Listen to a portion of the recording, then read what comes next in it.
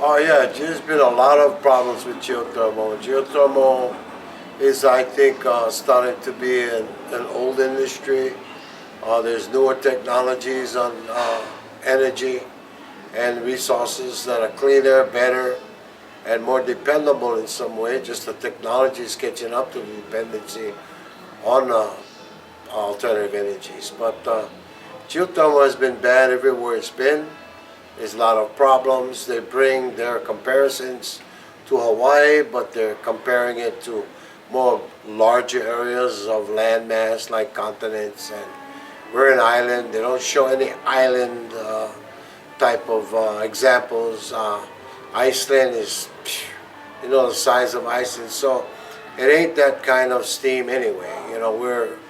We have a heat that's 2-3 miles uprift, that's live lava, and then you have the saltwater intrusion in an island. So it is very highly corrosive, and because of the heat, it does a lot of chemical blending that creates a lot of toxic poisons in the air, and this air all these poisons are heavier than air, so they fall to earth quicker and at a closer radius to all the people living by there.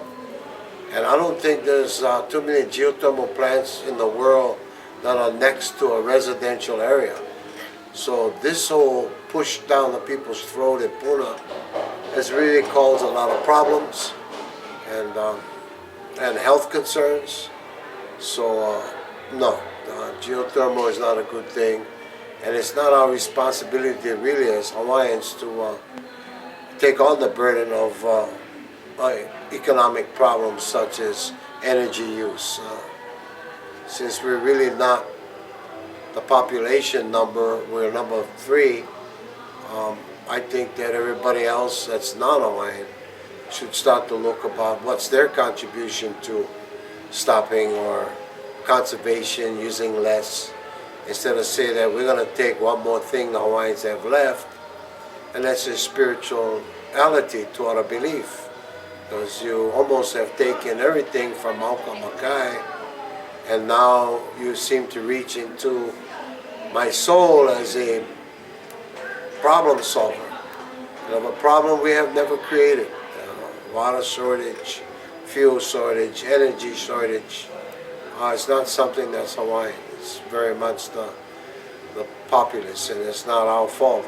But we seem to be catching the responsibility and the brunt, and Hawaiians seem to use each other for an opportunity to get out of that slump which we never created. So that's a problem also.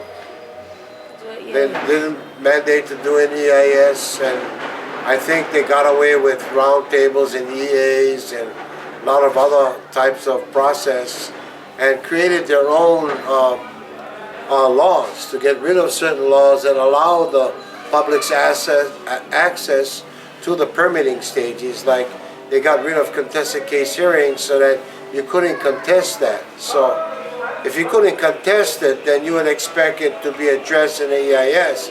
But the EIS will never, I haven't seen an EIS stop any project that I know of. So it's just another free ticket. And I think EISs go by thickness than what's the contents inside. Yeah, from the past we had the same claims as we do today. It's all about the spirituality, doing no study, keep imposing it on, ignoring our traditional rights that the state's supposed to uphold in some of the language that they have in the state constitution. Article 12, Section 7, talking about they're supposed to uphold these rights. They haven't done that. They haven't done a study. So that's the impact there. But, also we got a health problem. And if you didn't want to do that with my religion, you're still going to poison out the people who live there, Hawaiians or no Hawaiians. I don't think poison gases has a race preference. So it's to kill everybody in Puna, which it already has made a lot of people sick, and some people have died, but they couldn't really blame the geothermal, but everybody who lives there knows. So it's a hazard. So geothermal is bad all the way around, and just to lie to the people about an energy shortage which is an economic problem. You just can't go poison out one neighborhood so that everybody else can have a great life. I mean, it should be equal treatment, and if it's something bad, don't even have it at all. So that's what geothermal is, something bad, not only for Hawaiians, but for everybody.